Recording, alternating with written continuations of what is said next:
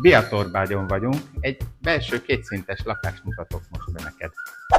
A garázsból közvetlenül be tudunk menni a lakásba, akár a saját kertbe, természetesen a lakásnak van saját bejárata is. A lakás 104 négyzetméteres, a földszinten egy amerikai konyhás nappali található, az emeleten 3 hálószoba és a fürdőszoba, és egy vendég-WC is.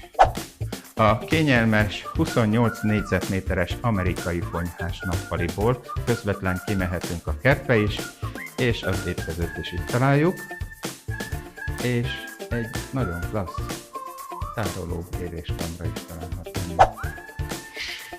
És a nappaliból közvetlenül tudunk kijönni a saját használatú kertbe, aminek van egy terasza, egy grillező helye, és egy kerti tárolója, amiben nagyon sok dolgot el lehet rakni.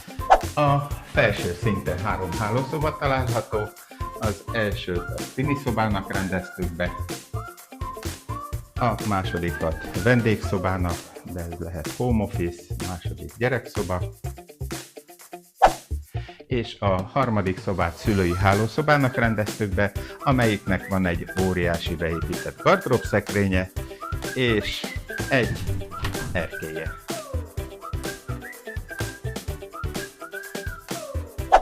És az emeleten találjuk még a tusolós fürdőszobát, 2 mosdóval. Ha sikerült felkelteni az érdeklődésedet, ne habozz, hívd most!